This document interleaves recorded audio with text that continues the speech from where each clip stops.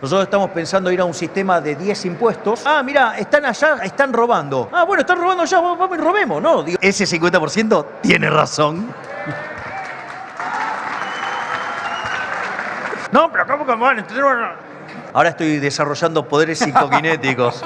No digan nada. Si ustedes supieran la cantidad de mensajes que recibo de chicos maltratados por profesores, que hay un profesor en una universidad pública y bajaba la línea que aquel que mencionara el nombre de Milei lo iban a bulinear y lo iban a perseguir. Yo renuncié a la Universidad de Belgrano porque justamente ponían profesores para que, bueno, yo no sabía quién era, pero vino mi hijo y me rompía con Milei. O viene alguien y me dice, mi nieto me rompe con Milei. Míralo a Milei, míralo a Milei. Sí, no, aparte el calor. Sí.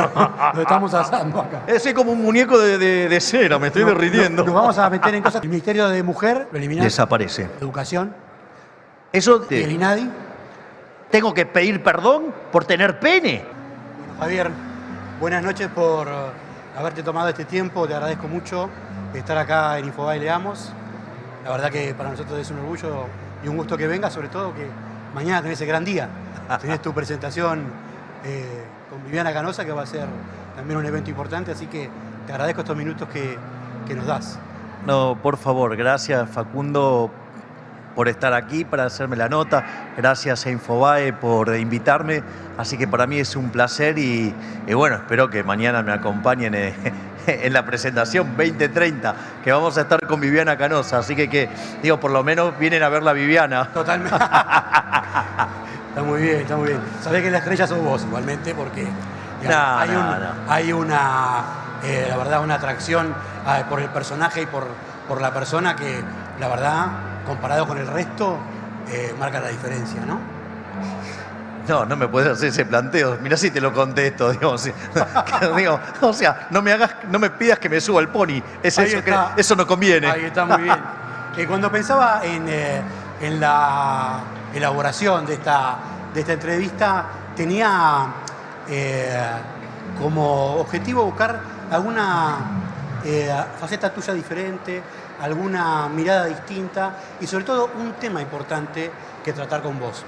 En Leamos Infobae estuvimos buscando las últimas entrevistas que diste bastantes, y en una de las que... ¿Te parece? Sí, diste bastantes en los últimos días, ¿no? Créeme que solamente aceptamos una de cada 20. Sí, ¿no? Sí. Bueno, no, es que el día tiene 24 horas. 24 horas, totalmente. Ahora, un tema importante que vos comentaste en una de las entrevistas que creo que puede ser un disparador, es el tema de la eventualidad de estar ante un cambio de época. Vos mencionaste muy por arriba esta idea y la verdad es que nos interesaría que nos cuentes un poco, primero si estás de acuerdo en esto y cuál es la idea que tenés. Sí, efectivamente lo que vos estás mencionando, Facundo, para mí es un tema clave y yo creo que en los últimos días hemos tenido nuevas señales sobre un posible cambio de época. O sea, básicamente uno tiene lo que se llaman épocas de cambio, que es cuando lo que caracteriza a esa época es que todo el tiempo están ocurriendo cambios. Son casi imperceptibles, pero claro, cuando lo mirás en dinámica parece un montón. Pero es un proceso continuo. Y vos después tenés lo que se llaman los cambios de época. Los cambios de época es como una suerte de cambio estructural. Es como que vos venís en una determinada situación y de repente hay un salto, hay un salto discreto, una discontinuidad, hay algo que se rompe, por decirlo de alguna manera. La hipótesis que yo tengo es que estamos frente a un cambio de época. Y eso, a ver, una de las cosas que a nosotros nos pasó, digamos, si nos pasó durante la campaña, es que, si vos te fijas, muchos analistas políticos tienen una interpretación de que nosotros los liberales somos una expresión de bronca, una expresión de hartazgo, o sea, todo un conjunto de reacciones negativas para como en el sistema. Entonces la primera pregunta que yo me haría es, che, ¿el sistema está funcionando bien? Y la realidad es que ahí es donde arranca el cuestionamiento, ¿no? Entonces en ese cuestionamiento, o sea, mientras que se menosprecia la tarea que estamos llevando nosotros a cabo, nosotros hacemos una lectura también de lo que va pasando. Entonces, es como que vos tuvieras el modelo del círculo rojo. Entonces, en el modelo del círculo rojo todo está bien, todo funciona bien. Y en realidad el problema es que aparece un error llamado Milei, llámese, digamos, por hacerlo fácil, ¿no? Para simplificarlo, Sí. para no estar, digamos, buscándole una pesadez que es innecesaria. Entonces, dentro de la lógica del sistema del círculo rojo, Milei es un error, Milei es un loquito, Milei es ruido blanco. En términos estadísticos, ¿qué es ruido blanco? Es cuando vos tenés el modelo correcto y aparece un error. Pero como ese error es ruido blanco, después no se repite. ¿No viste que te dicen Milei va a desaparecer, Milei se va a clicuar, Milei no va a pasar nada? Lo pongo en primera persona porque así lo cuento desde la experiencia personal y ahora después lo amplío. Entonces aparece como un error, como el loquito, como lo que hace ruido. Claro, porque para el que está dentro del círculo rojo, los únicos que progresaron en los últimos 40 años con total claridad son los políticos y todos estamos mucho peor. Entonces, pero como ellos no pueden salir de su lógica, la casta no puede salir de su lógica, y la casta incluye políticos, incluye, digamos, empresarios, incluye sindicalistas corruptos que no representan al trabajador, incluye, digamos, o sea, los periodistas. Digo, hay todo un conjunto, digamos, o sea, que hace a la casta esa que hunde al país. Entonces, ¿pero qué pasa? El que está, digamos, percibiendo los beneficios de ser casta, todo funciona fenómeno y termina siendo funcional la que funcione la casta porque el negocio es que funcione la casta.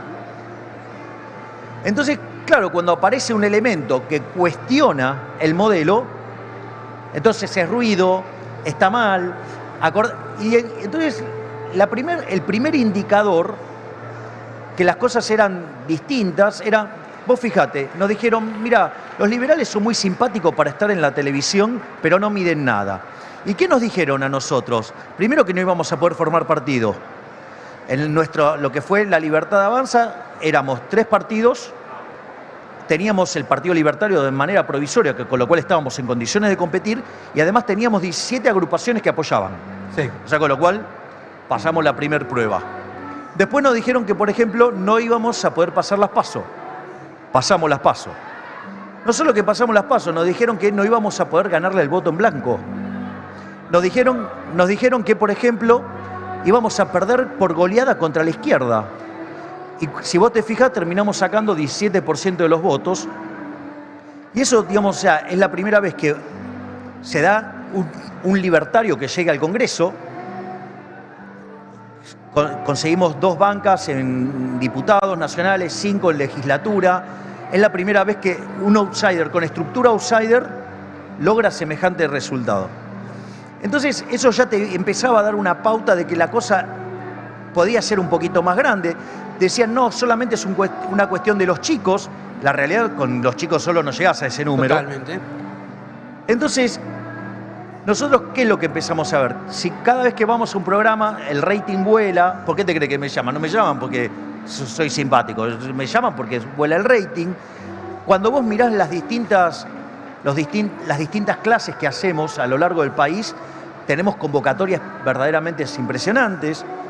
Entonces, eso implicaba toda una serie de decir, che, mirá, son demasiados errores que está arrojando el sistema, si fuera un error. Pero ¿cuál era el problema? El problema es siempre, digamos, la trampa del ego, ¿no? Entonces, de que vos lo quieras leer de otra manera, porque básicamente se trata de vos.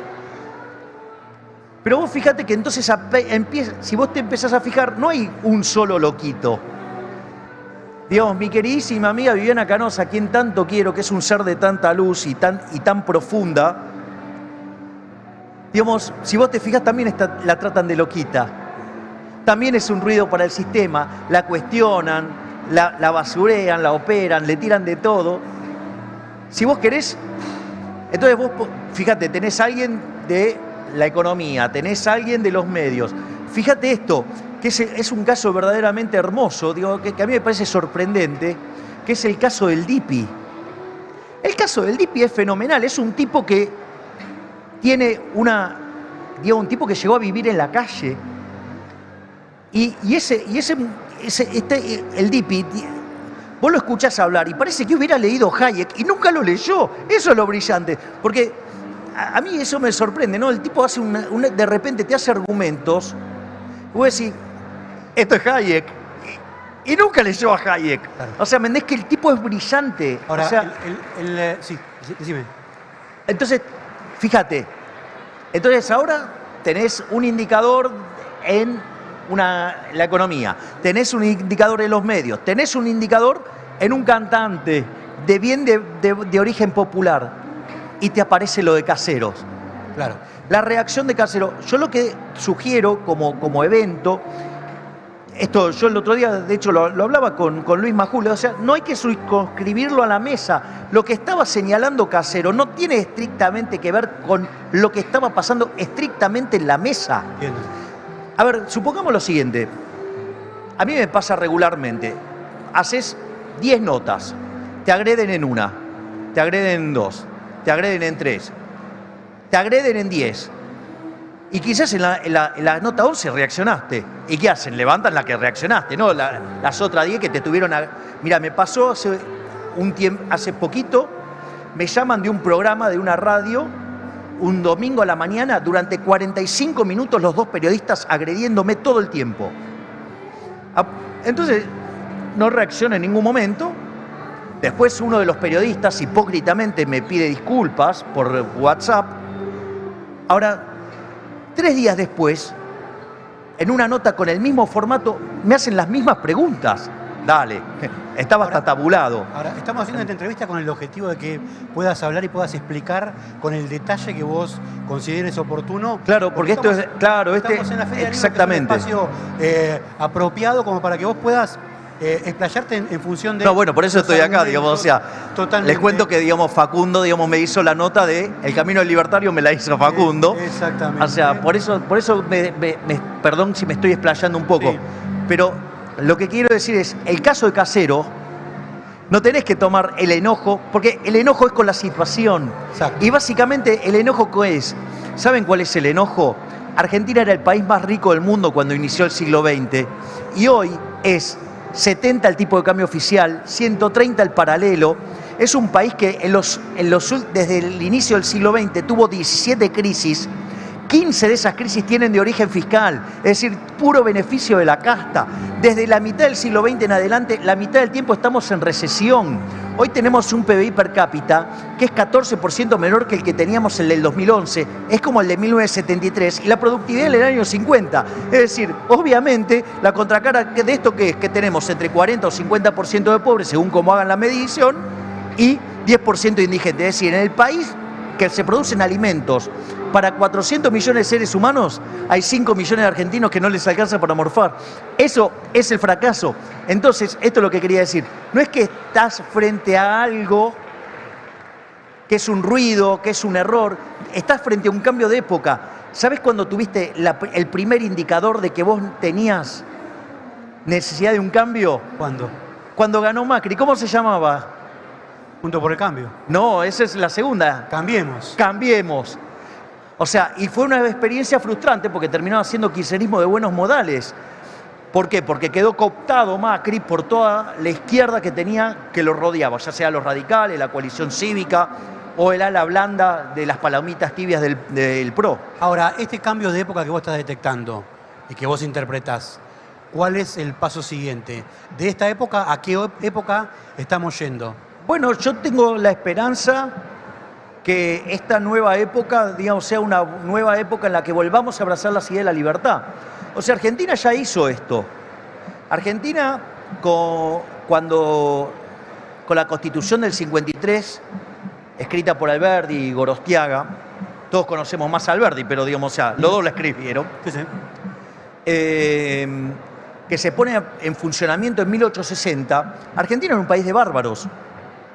Y en 35 años se convirtió en la primera potencia mundial. Argentina crecía más que las famosas tasas chinas. Cuando vos mirás las tasas chinas respecto al mundo, Argentina en ese relativo crecía mucho más proporcionalmente. No solo eso, sino que además se daba en un contexto que además entraba un montón de gente en Argentina. Argentina era la potencia con la que se disputaba Estados Unidos. Y eso fue gracias al orden liberal. Déjame que haga un punto ahí. Sí, claro. Ese orden liberal que vos estás mencionando implicaba que había una multiplicidad de dirigentes que estaban todos compartiendo más o menos las mismas ideas y más o menos se enfocaron en una dirección y llevaron al país a hacer lo que fue, ¿no? Ahora, vos sos un síntoma, o si se quiere, como decís vos, el ruido blanco que está abarcando casi todo. Ahora, ¿cuántos Milei estás viendo que están surgiendo alrededor tuyo para generar ese nuevo orden liberal? Bien, pero ahí hay un punto interesante. Es ruido blanco adentro del modelo de la casta. Por eso. Pero el problema es que el modelo de la casta es el modelo incorrecto. Lo que te está mostrando cuando te aparecen, digamos, o sea, ya no es mi caso solo, sino que te aparece en otro plano Viviana, en otro plano el Dipi, en otro plano Casero, y empezás a encontrar un montón de esos indicadores, ¿sí? De hecho, hay colegas tuyos que son ultraliberales también. O sea, ¿qué quiere decir esto? Hay una situación, hubo un intento de cambio, el cambio ese fue frustrado. O sea, pasaron 15 años de una frustración que fue la del año de lo que es el 2000, 2001, hasta que llega Macri, ¿sí? O sea, hubo una frustración y se salió por izquierda y fracasó, entonces apareció la demanda de cambio. Y la realidad es que uno ve con mucha intensidad el despertar el despertar liberal. Y eso, digamos, es muy interesante porque los países más libres son 8 veces más ricos que los reprimidos. No solo eso, sino que además tenés 25 veces menos de pobre en el formato estándar, 50 veces menos en el formato extremo. Por lo tanto, digo, el negocio es justamente abrazar la idea de la libertad. A los países más libres les va bien, ya sea, mirá, Australia, Nueva Zelanda, Suiza. ¿No te gustaría parecer a esos países? A mí me encantaría parecerme a Suiza, por decirlo de alguna manera. No solo eso, vos fijate que Irlanda era el país más miserable de Europa. 35 años después de abrazar la idea de la libertad, hoy tiene un PBI per cápita 10% más alto que el de Estados Unidos. Es decir, agarrás el caso de la India. La India crecía 3,6, 3,7% todo el tiempo. Entonces es una economía que igual no es un número despreciable, pero claro, con una economía que viene de muy atrás, es un número muy bajo. Sí. Y entonces, por ejemplo, en los años 90 se empieza a hacer las reformas pro mercado. Es interesante porque en 30 años multiplicó por 11 el PBI per cápita. La tasa de crecimiento del PBI per cápita en India trepó al 8,7%. O sea, vos donde ves es que donde se meten las ideas de la libertad y prosperidad. Entonces el punto es, ¿por qué no lo hacemos? O sea, la pregunta es, ¿por qué no lo hacemos? Y es por eso, digamos, la explicación del modelo de la casta. El modelo de la casta, en realidad, con esa idea de donde hay una necesidad, nace un derecho. El problema es que las necesidades son infinitas, los derechos alguien lo tiene que pagar, los recursos son finitos. Eso es un tema que vos permanentemente mencionás. Claro. Este principio de que es un error creer que donde hay una necesidad hay un derecho, que es básicamente uno de los postulados fundamentales que tiene el peronismo, básicamente, ¿no? No solo el peronismo, ¿eh? A ver. La oposición también. A ver, digamos, vos agarrás las plataformas del oficialismo y la oposición, todos tienen 2 o 3 puntitos seguros del manifiesto comunista, ¿eh? Ojo. Ah, mirá, te desperté ahí en algo, ¿eh? te metí un punto. A ver, ¿cuál es el punto, digo, que es lo que yo digo el modelo de la casta? El modelo de la casta, si vos tenés necesidades infinitas y vos tenés que los derechos alguien lo tenés que pagar, por lo tanto tiene que ir sobre recursos, y los recursos son finitos, vos tenés una inconsistencia, por decirlo de alguna manera, o hay un conflicto.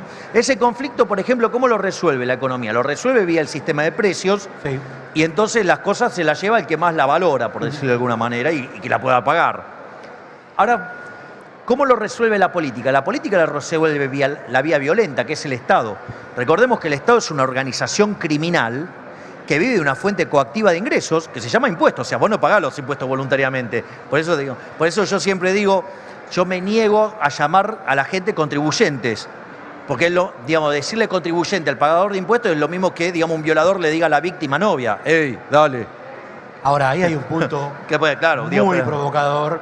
Y No, es un punto, no, te juro, Facundo, que no estoy provocando, o sea, es lo que yo tiene pienso. razonamiento, porque implica modificar la estructura desde la base, entender que cualquier impuesto Puede es ser. un robo. Es un robo. Bueno, pero Porque, a ver, ¿cómo hacemos para vivir en sociedad No. si necesitamos? a ver, vivir en sociedad no implica que tengas que tener instrumentos violentos. De hecho, la presencia del Estado vos lo podés entender como una cuestión tecnológica de organización social, pero la presencia del Estado, en el fondo, es el fracaso de la sociedad de poder convivir pacíficamente sin que, digamos, tengas a alguien que te esté golpeando con un palo, por decirlo de alguna manera.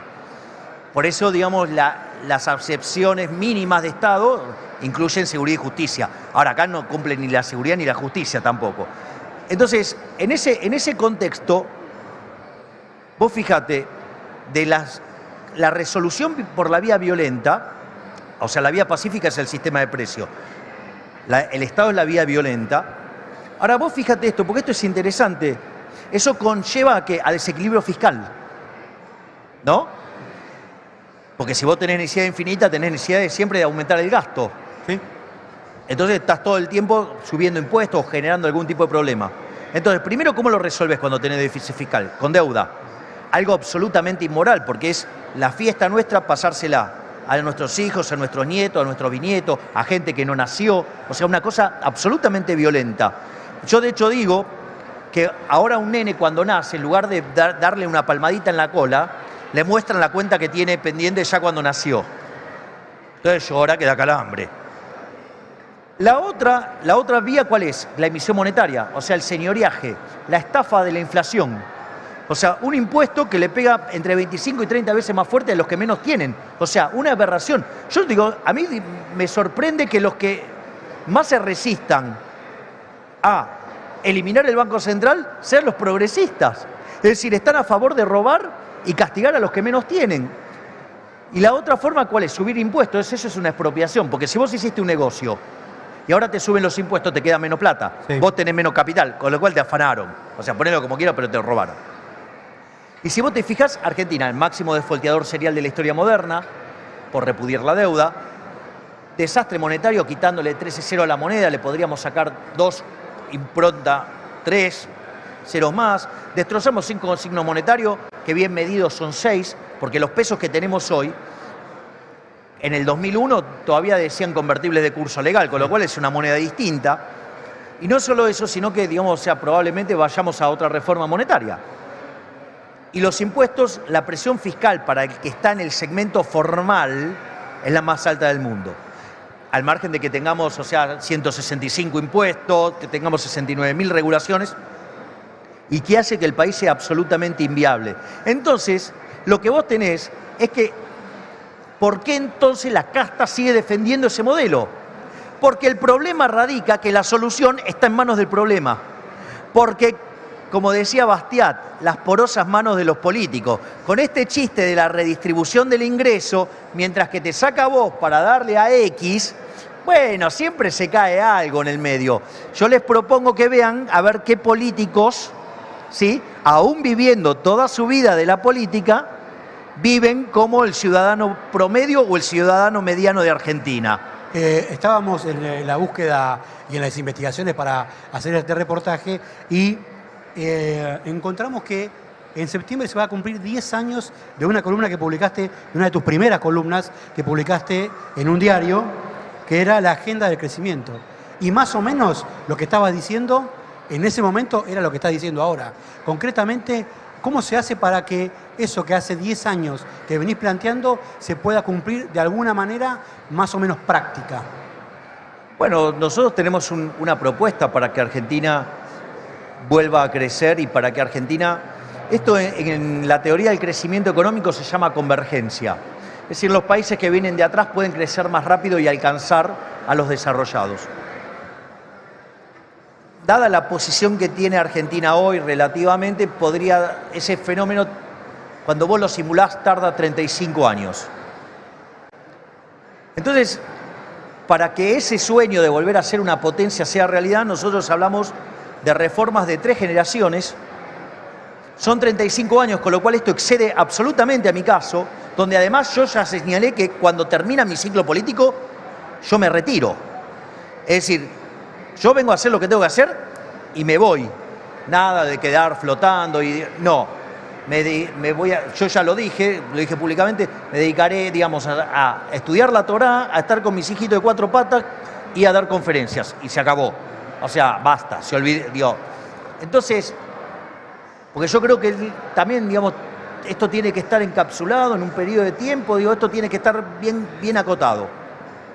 En ese contexto, fíjate que yo lo que estoy proponiendo es plantar el árbol del cual yo no voy a estar disfrutando precisamente de la sombra.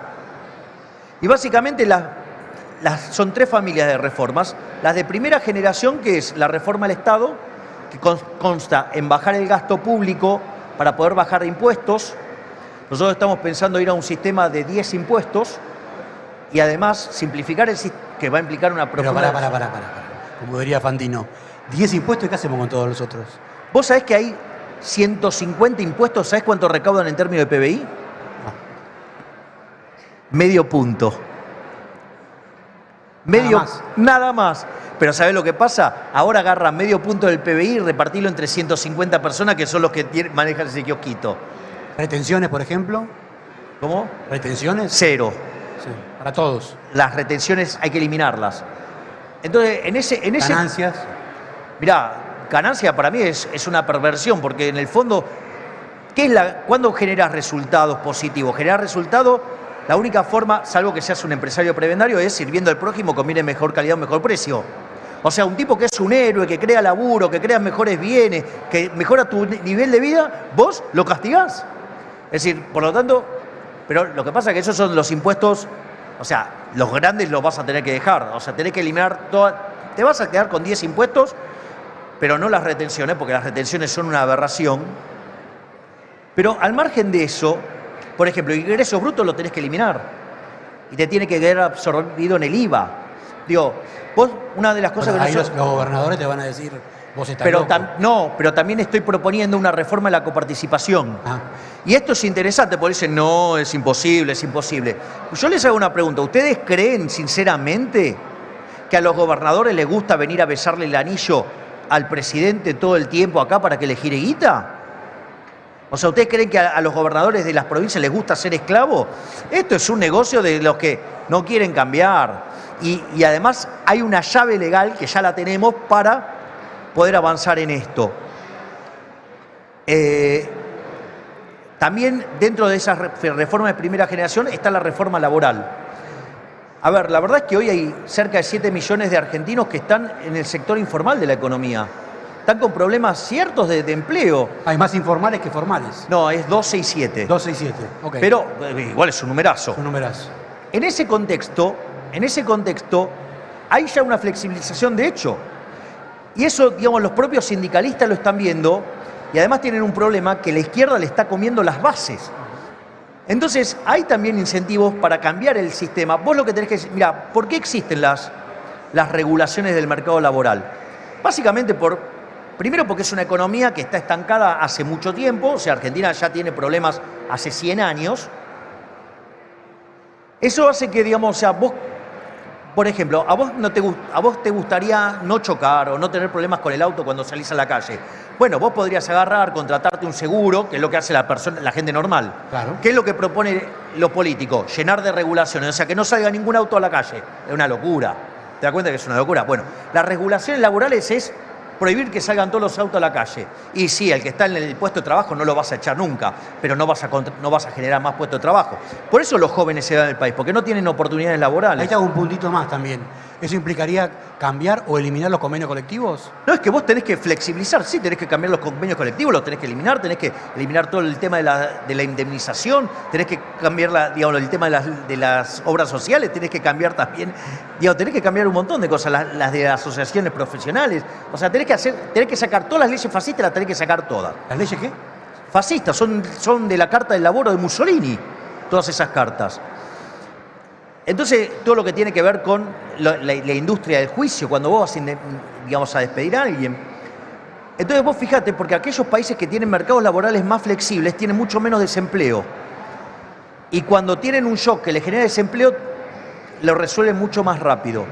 Entonces, ¿cómo es lo que hacen eso? Porque en el fondo, digamos, esas regulaciones por algo están. Es porque la gente quiere un seguro. El seguro emerge porque esta economía no tiene crecimiento, porque esta economía tiene inflación, entonces vos te refugiás y te protegés de esa manera. Ahora, la realidad es que si vos querés un seguro, volvamos al caso del auto, ¿vas a estar ¿se te ocurre, se te pasa por la cabeza prohibir que todos los otros autos anden? No, vas y te comprarás un seguro o tomás las medidas que vos quieras, no sé, qué sé yo, rodeás de goma espuma tu auto, no sé por decir, una estupidez. Sí. ¿Entendés? Pero digo, vos, o sea, a ver, vos tenés miedo que te pase algo en la cabeza, andá con un casco. Pero no digamos, prohibiéndole a todos ellos que salgan porque vos tenés miedo de golpearte la cabeza. ¿Me comprendés? O sea, ese vendría a ser el sentido. Entonces vos, un seguro se resuelve con un seguro, no, digamos, regulando. Entonces lo que hay que hacer es mutar el sistema a un seguro de desempleo. De modo tal que si la empresa sufre una crisis y tiene que despedir trabajadores, lo puede hacer, pero que las empresas sigan teniendo, que las personas, los trabajadores sigan teniendo ingresos. ¿Por qué? Porque tiene el seguro de desempleo. Pero eso implicaría que en vez de que existiese indemnización, existiese un seguro. Claro. No es lo mismo. Bueno, pero digo, sí, pero ¿sabes lo que pasa? Que las regulaciones distorsionan la señal de precio y el seguro no. Entonces, ¿qué es lo que pasa? Vos te empezás a encontrar, si vos haces la reforma del Estado y ahora flexibilizás y la economía empieza a crecer, vos no solo que vas a estar creciendo mucho, porque además una vez que haces estas dos reformas podés abrir la economía, vos vas a tener 15 años de muchísimo crecimiento, pero ese crecimiento donde vas a tener más productividad, donde los salarios reales van a ser mayores, donde mucha más gente va a querer trabajar, además va a ser intensiva en trabajo, o sea, va a demandar mucho trabajo. Obviamente. También te hago otro punto ahí. Si vos aplicás todo lo que estás comentando, lo que vas a tener, me imagino yo, es paros, movilizaciones. Yo creo que no. Piquetes. Yo creo que no. Mirá, vos fíjate esto. Por ejemplo, el tema de los gobernadores. Yo te acabo de mostrar que los gobernadores, el incentivo es cambiar la copa, no seguir este sistema. Los sindicalistas están teniendo problemas claros. O sea, el incentivo es cambiar el sistema, no esto, porque digamos, o sea, todos ya se ven que todos van a terminar mal. Entonces, digamos, esto se va a poder hacer. Y hay otra cosa más que también es importante en el medio de la reforma monetaria para terminar de abolir la inflación en Argentina. Eso son las reformas de primera generación. Eso te va a permitir en la de segunda generación hacer la reforma del sistema previsional. Pero no nos vayamos a la de segundo.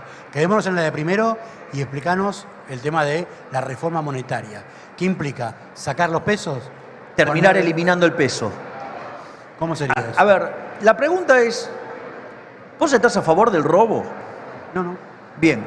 Entonces, Mises decía que mientras que la izquierda sigue repitiendo su mentira, nosotros íbamos a seguir repitiendo nuestras verdades. Entonces, supongamos que estamos haciendo por si alguien escuchó el ejemplo, estamos en una economía que hacemos transacciones en moneda de oro. Y ahora estamos todos haciendo transacciones en moneda de oro, los precios están determinados en unidades de oro y todo eso. Y sucede que ahora viene un amigo mío, un físico y un químico, y me dan la fórmula para convertir el plástico en algo que es muy, muy parecido al oro y nadie se da cuenta. Si yo hago esa falsificación y lo tengo en mi casa, ¿qué problema hay? Ninguno. Está en mi casa, es un problema mío. No sé, lo quiero usar para decorar, es un problema mío. Ahora no lo quiero para decorar y tengo lingotes. Entonces vengo y le quiero cambiar a alguien un lingote. ¿Me cambias un lingote tuyo por uno mío? Y lo primero que es raro. A ver, ¿y si te doy dos? Entonces, ¿qué es lo que pasa? Es una estafa. Ahora, la estafa no la hacen tan burda.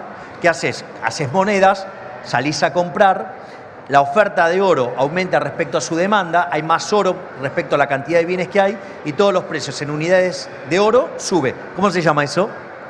Inflación. Es decir, que la inflación es una estafa, es un robo. De hecho, este gobierno nos robó en los últimos 2 años 11 puntos del PBI financiando déficit fiscal con emisión monetaria. Por lo tanto, el primer problema es de índole moral. O sea, robar está mal, entonces si robar está mal, ok, esto es un problema porque, digamos, estar en ese estado robándote 11 puntos del PBI es un escándalo. Ahora, después está el tema cómo se hace, si nos ponemos de acuerdo en la cuestión moral de que el Banco Central es una estafa, entonces podemos avanzar en lo otro. La realidad es que Mira, la discusión del Banco Central, digamos, y las instituciones bancarias, porque el Banco Central es un invento moderno.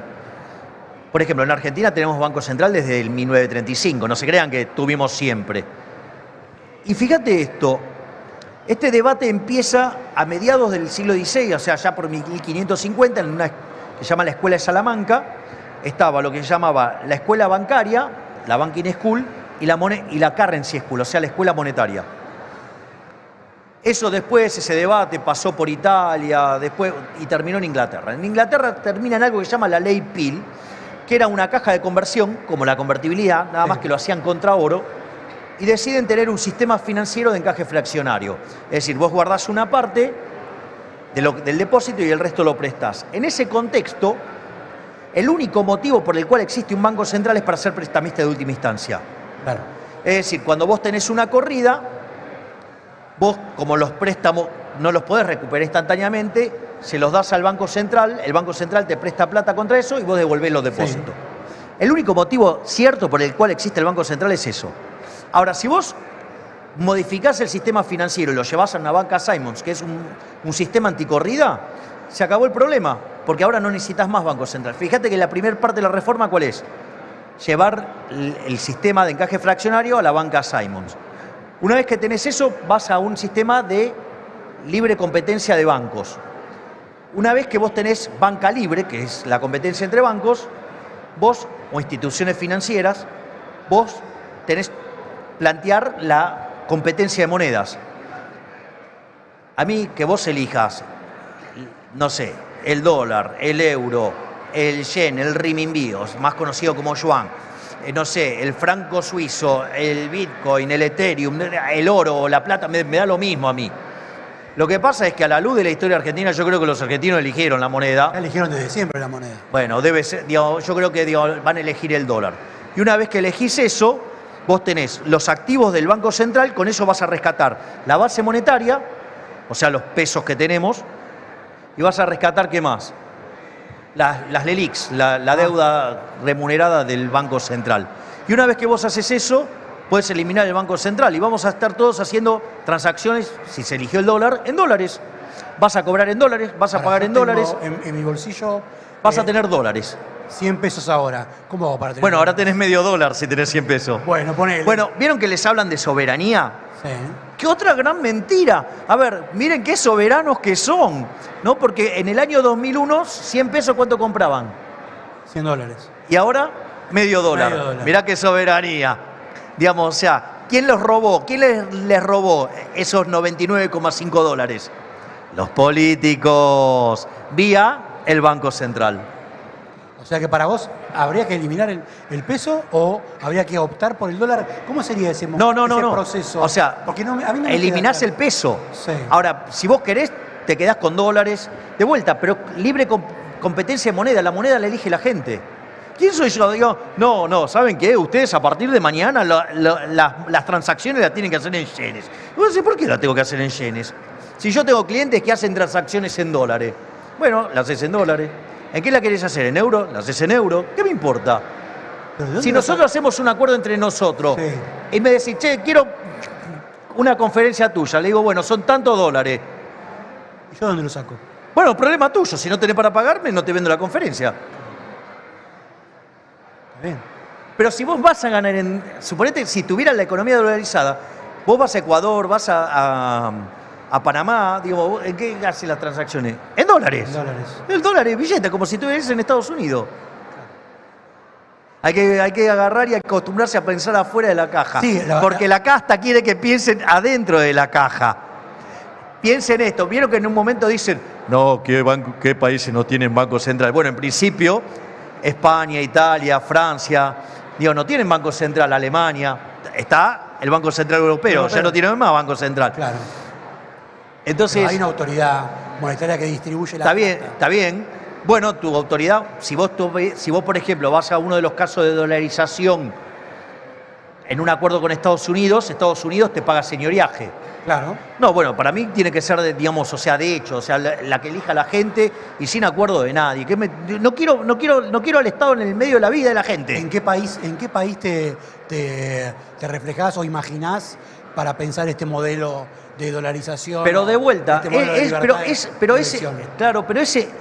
a ver, hacer ese planteo, te voy a hacer un ejercicio, Facundo. Te llevo al año 1813. Si es por ese argumento, vas a votar en favor de la esclavitud. Claro. O sea, de vuelta, pensemos afuera de la caja. ¿Por no qué? había, en el contexto internacional, la mayoría de los países tenían esclavitud. Exacto. Ahora, vamos a ponerlo en nuestros términos. ¿Por qué quedó claro que el Banco Central es una estafa? Ponele. ¿Cómo? Digo, el ejemplo de la moneda de oro, si no lo explico de vuelta. No. No quiero interrumpir el argumento. Entonces, en ese contexto, ustedes no saben lo que son tener las luces de frente. No saben lo que. No se me estoy derritiendo.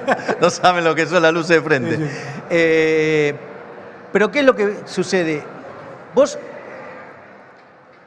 te dicen, no, bueno, en otros países tienen. Digamos, es como que me digan, mira, están allá, están robando. Bueno, están robando allá, vamos y robemos. No, digo, eso sigue estando mal. ¿Y por qué, digamos, o sea, los otros países no quieren sacarse la herramienta de encima? Por el mismo motivo que no se lo quieren sacar los argentinos. Los políticos nos roban con la política monetaria. Es un mecanismo, cuando ustedes tienen inflación, es lo mismo que le estén metiendo la mano en el bolsillo, pero nadie se lo dijo. O sea, es un impuesto. Un impuesto. ¿Sabes qué? Hubo una encuesta que estaba viendo ayer que identifica que a más inflación, más crecimiento de Milei. No, bueno, por suerte el 50% de los argentinos creen que el que puede arreglar el problema de la inflación en Argentina soy yo. ¿Y saben qué? Ese 50% tiene razón. Ahora, Javier, ahí estamos escuchando los aplausos de la gente. ¿Por qué pensás que pasa? No, pero pero a ver, es casi tautológico. La inflación es la pérdida del poder adquisitivo de la moneda. Si ustedes eliminaron la moneda, no está más el peso, no hay más inflación. Es tautológico. Es decir, ¿saben cuál es el problema que yo me encuentro? Que tengo que discutir tautologías. Es como que me dicen, no, porque la inflación es ponen cara de inteligente y dicen, la inflación es multicausal. Bueno, demostrame que hay inflación en trueque. Y no hay. Entonces, ¿qué es multicausal? O sea, es un problema monetario. La inflación es siempre y en todo lugar un fenómeno monetario que emerge de un crecimiento de la oferta de dinero por encima de la demanda de dinero. Y esto puede ser o porque subió la oferta, o porque cayó la demanda, o porque pasan las dos cosas. Ahora, lo que te quería preguntar era esa conexión que vos estás teniendo con los jóvenes y con mucha gente. ¿Por qué crees que es? ¿Porque decís la verdad? ¿Porque decís cosas que no dicen otros? ¿Cuál es? Bueno, la primera es que yo le cuento cosas a la gente que dice, che, pará, esto es lo que me está pasando a mí. Es decir, vos escuchás a los políticos de la casta y no, te dicen, no, bueno, esto está todo bien, pero hay acá un pequeño ruidito. ¿Qué pequeño ruidito? Ahí, digamos, el 10% de los argentinos no morfa. ¿Qué ruido? 50% de pobres, ¿qué ruidito? Es un despiole esto. Digamos, o sea, entonces, lo primero es que los liberales conectamos con la gente porque la gente se da cuenta que las ideas... ¿Sabes lo más interesante? Que hay un prejuicio que creen que el liberalismo es para una élite. Y eso es mentira. El liberalismo nació para liberar a la gente de la opresión de los monarcas. Yo una vez estaba haciendo un reportaje en el barrio 31 y yo había entrado había un canal había entrado conmigo. Entonces, claro, y entonces eran selfies, saludos, era toda una situación muy amigable. Y parece que la periodista estaba enojada por eso. Me dice, no, pero usted, ¿cómo le va a ir a hablar a esa gente? No le entiende nada. Y dije, no, para un poco. ¿Por qué crees que no van a entender nada? Porque puede que entiendan más que vos. No, pero ¿cómo que van a entender? Mira, yo te lo voy a explicar muy simple. ¿Sabés lo que pasa? Ponele lo siguiente. Te compras un par de zapatos y no te gusta. ¿Qué haces? Lo tirás. Bueno, digamos, la gente que está tecleando, si se equivoca no morfa, se muere. Es decir, el propio hecho de que estén vivos da muestra de que son mucho más racionales que el resto. ¿Sabe por qué? Porque si se equivocan no comen y se mueren. Entiendo. Entonces, por eso, digamos, o sea, cuando vos mirás cómo me fue a mí, por ejemplo, en la elección, ¿y dónde fue los lugares donde más votos sacamos? En los barrios más postergados. Porque, digamos, o sea, porque saben lo que duele.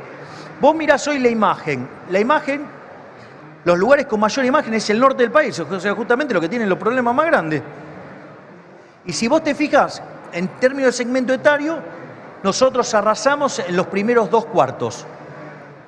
Y eso también tiene una cosa muy importante, que es el rol de los jóvenes. ¿Por qué los jóvenes son los primeros que reaccionaron a esto? Me interesa eso. Sí, digo, por eso digamos, fui porque me imaginé que la pregunta venía por ahí. Ahora estoy desarrollando poderes psicoquinéticos. No digan nada, no se va a enterar nadie. Salvo que sale por Infobae y se entera todo el mundo. Pero digo, al margen de eso, fíjate esto, los jóvenes son naturalmente rebeldes frente al statu quo. Y el ser rebelde hasta el statu quo recita izquierda, naturalmente, ¿qué es? Liberal. El otro tema es... En otra época estaba en la cámpora o estaba en algún partido de izquierda. Bien, exacto, eso es lo que voy. Y eso es lo que... Haceme acordar eso para que te dé la clara muestra de que estamos en un cambio de época. A ver. Lo otro que pasa con los jóvenes, ¿qué es? Que tienen menos tiempo de exposición al sistema de lavado de cerebro de la educación pública. Entonces, son más proclives a escuchar otras opciones. Y después hay un elemento fundamental, que son todo lo que tiene que ver con las redes. Es decir, a vos no te gusta lo que dice el profesor, vas y te metés en YouTube y te buscas una clase, y dices, mira, me está volaseando. Entonces, ¿qué pasa? Van los chicos y van y los desafían a los profesores. Si ustedes supieran la cantidad de mensajes que recibo de chicos maltratados por profesores, porque les cuestionan su socialismo. De hecho, yo lo conté una vez, que hay un profesor en una universidad pública que tiene 35 cursos de economía y bajaba la línea a sus cátedras, que aquel que mencionara el nombre de Milei lo iban a bulinear y lo iban a perseguir hasta que bochara toda la materia o que lograran que la abandonaran. Esto fue muy gracioso porque viste que los liberales tenemos distintos estilos. Y un día, este buen señor, si se lo puede llamar así, se encontró con un amigo mío liberal que es muy formal. Claro, entonces creyó que era de mis enemigos, y entonces le contó lo que hacía, de perseguir a aquellos que hablaran de liberalismo. Bueno, de hecho, yo lo declaré públicamente, yo renuncié a la Universidad de Belgrano, porque justamente ponían profesores para que desde otras cátedras me agredieran a mí. O sea, entonces, digamos, ya venían los alumnos con mucha carga. Ocurre también en la política hoy por hoy. Bueno, está bien, pero está bien, pero digo, que pase en una universidad es mucho más grave. Claro. O sea, que vos tengas profesores, digamos, digitados para agredir a otros profesores, digo, es grave. Digo, que esa técnica, ¿sabés quién la utilizaba? Keynes. Keynes a sus enemigos en Cambridge le plantaba alumnos para agredirlos y para, digamos, generarle problemas. Javier, sí. No, pero entonces sigamos con el tema de los jóvenes. Pero los jóvenes no se comen ese verso. Entonces, ellos fueron los primeros que vieron esto, y después hubo un elemento que fue lo que terminó de disparar la idea de la libertad. Cuando nos encerraron con la pandemia, dije pandemia, ¿qué es lo que sucede? La gente revalorizó la libertad.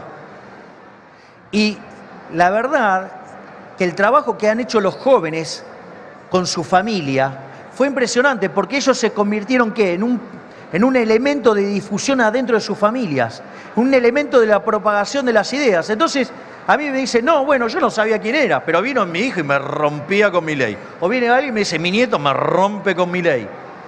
Bueno, hicieron un trabajo de evangelización enorme.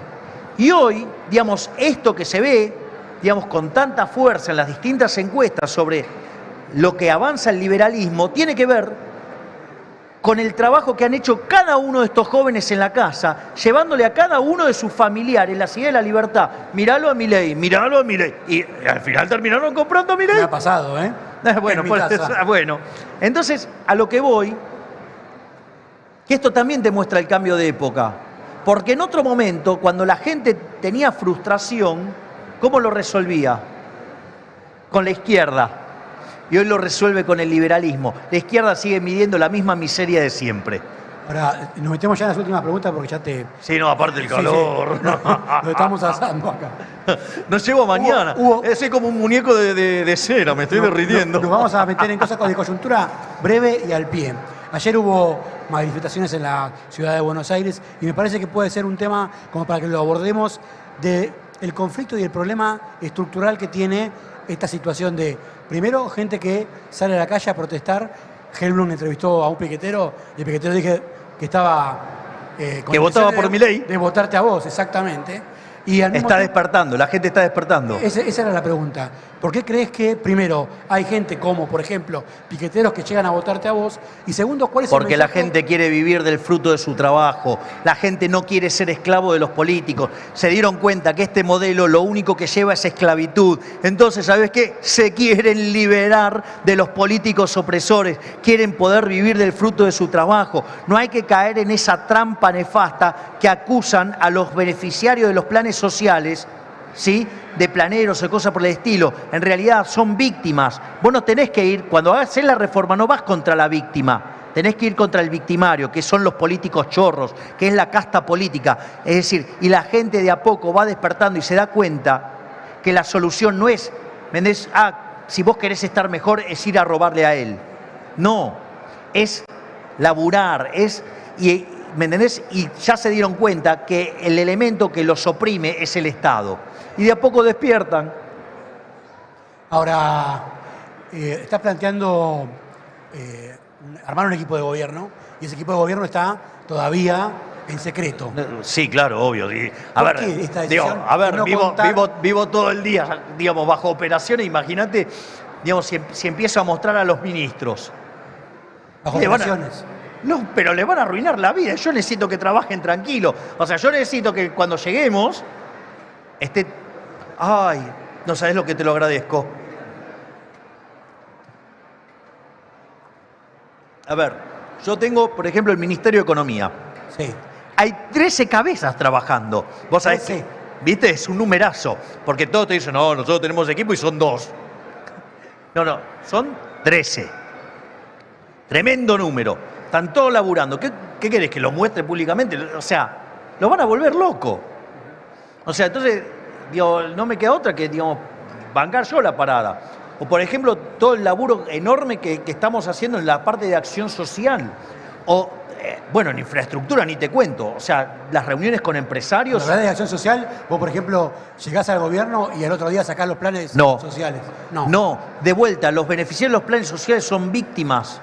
Vos tenés que ir contra el victimario, no contra la víctima. Nosotros... ¿No le vas a sacar los planes sociales? No, ni tampoco vamos a echar de empleados públicos, porque cuando vos culmines la reforma de primera generación, en la reforma de segunda generación, con tanto crecimiento económico, primero que vas a poder reformar el sistema previsional sin que se pierdan derechos. Eso es un tema no menor, porque con mayores salarios, con mayor productividad, con mayor cantidad de población económicamente activa, con mayor crecimiento, se te resuelve el problema. Y eso te permite reformar el sistema hacia adelante sin vulnerar derechos. La otra cosa es ir a un sistema de retiros voluntarios en el Estado, donde vos te vas con un empleo porque tenés una economía que crece, que paga buenos salarios, y en ese contexto vos te vas del Estado, te vas con una indemnización teniendo laburo. Y la otra es, los planes sociales nosotros estamos trabajando en rediseñarlos en un formato liberal para que la gente se pueda reinsertar al mercado de trabajo. O sea, que tiene que ver con educación, con formas de reinsertar a los trabajadores. Y en esa lógica los van a ir dejando ellos mismos. Y los que no lo quieran dejar... Ahora, bueno, vos decías que tu equipo de gobierno implica volver a los ministerios originales. 8. 8 ministerios. ¿El Ministerio de Mujer lo eliminaste? Desaparece. Lo cerrás. Digamos, marxismo cultural en mi gobierno no. ¿De educación? Eso, a ver, ¿quién hizo la reforma educativa de la que todos se jactan y que se generó, digamos, en el gobierno de quién se hizo? ¿En el gobierno de quién se hizo? ¿De Sarmiento? No. ¿De Avellaneda? En el gobierno de Roca. ¿De Roca? Pregunta, ¿en el gobierno de Roca había Ministerio de Educación? No. Es decir, la hace Sarmiento, pero era como una suerte de secretaría, vendría a ser. Entonces, digamos, si la educación, digamos, es tan importante, nosotros la podemos poner como algo que sale de la jefatura de gabinete. ¿Y el INADI? El INADI también es otra cosa que en lugar de utilizarse en la forma para evitar la verdadera discriminación, se usa para hacer affirmative action, o sea que es la discriminación positiva. Es decir, se utiliza para perseguir a los que piensan distinto. Las últimas dos cortitas, y ya con esto te libero. O sea, en mi gobierno no va a haber marxismo cultural. No va a haber marxismo cultural. Definime marxismo cultural. Bueno, el marxismo cultural, cuando la izquierda es derrotada, y todo el mundo le queda evidente en el año 89, cuando se cae el muro, que en realidad el muro no se cayó en el 89. ¿Sabe cuándo, digamos, fracasó el marxismo? En 1961, cuando tuvieron que construir el muro. Entonces, ¿qué es lo que plantea la izquierda? Salvo en Argentina, todo el mundo reconoce la superioridad cuantitativa del capitalismo. O sea, la discusión tiene que ver con si es justo o no el sistema. En ese contexto, ¿qué hace acá solamente a la izquierda acá se le ocurre decir que la Unión Soviética fue un éxito? Digo, en el mundo de la gente que suma y que dice que 2 más 2 es 4, sabe que fue un fracaso. Pero acá, digamos, la izquierda no sabe hacer un cero ni con un vaso. Pero al margen de eso, a lo que voy, es que cómo se reconstituye el marxismo de eso. Digo, la izquierda, ¿cómo se reconstituye? Lo que era la vieja lucha de clases, ahora se convierte en luchas de quienes son distintos. ¿Me comprendés? Entonces aparece la pelea, no sé, te inventan una pelea entre hombres y mujeres, te inventan peleas entre los blancos y, digamos, la gente de color, y así. Todas, digamos, o sea, en el fondo, que dicen, no, porque esta es la defensa de las minorías. Mirá, la Constitución Nacional, por ejemplo, la defensa de las minorías, ¿sabés cuál es la minoría más chica de todas? El individuo, o sea, el liberalismo, justamente. Mirá, ¿dónde comenzó la defensa del feminismo? La defensa del feminismo la empezó a dar un señor que se llamaba Jeremy Bentham, cerca del año 1750. Es decir, un liberal. Es decir, ¿cuál fue el gran logro del liberalismo? La igualdad ante la ley. No hay mucha feminista liberal.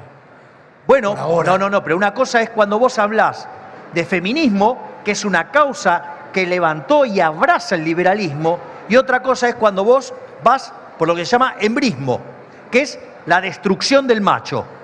O sea, ¿vos te parece que yo por ser hombre, rubio, de ojos celestes, tengo que pedir perdón por tener pene? ¿Vos sentís que pasa eso? Y ese es el planteo del embrismo. Con los pañuelos verdes y con los movimientos a favor del aborto, por ejemplo. Bueno, el aborto va en contra de la definición de liberalismo. ¿Liberalismo qué es? El liberalismo es el respeto irrestricto del proyecto de vida del prójimo, basado en el principio de no agresión y en defensa del derecho a la vida, a la libertad y a la propiedad. El aborto va directamente contra la vida. Es decir, y ahí tenés una justificación biológica, la vida empieza desde la concepción, vos tenés que la vida es un continuo. Si yo hago en este momento una discontinuidad de tu vida, estás muerto y no volvés, te aviso. O sea, salvo casos muy raros. Entonces, vos fijate, la vida tiene 2 saltos de discreto, que es la concepción y la muerte. Cualquier interrupción en el medio es un asesinato. ¿Por qué? Porque eso es un continuo. O sea, ¿qué? Si alguien te mata a los 30 años es asesinato, si te mata, digamos, o sea, en evolución, a los 8 meses no. ¿Y cómo llegaste a los 30 años? ¿No pasaste esos primeros 8 meses? Es como que me digan, o sea, mirá, la maratón tengo que correr 42 kilómetros. No, bueno, voy a hacer un corte a los 10 metros. A los 7, 8 pasos, dale. Pará. Sí. Porque falta. O te lo pongo con este término. Suponete que yo tengo un avión. Y te invito a ir a Europa conmigo. Mirá, vámonos a Roma. ¿Te gusta Roma? Está buenísimo. Roma es un museo a cielo abierto. Totalmente. ¿No? Esa frase de un amigo mío, es genial. Un museo a cielo abierto. Entonces, fíjate esto. Ahora estamos yendo para Roma, estamos atravesando el Atlántico, y ahora digo, ¿sabes qué, Facundo? No quiero que estés más en mi avión. Bájate. No se puede. No, ¿cómo que no se puede? O sea, te abro la puerta, ¿te puedes bajar? ¿Qué pasa? Bueno. Ok, bueno. Es decir, entonces, si vale en el viaje del avión, digamos, ¿qué diferencia tenés con la dinámica que es toda la transición desde la fecundación hasta que naces? Es lo mismo. Javier, muchísimas gracias por estos minutos. No, por favor, Facundo. Gracias, muchísimas gracias.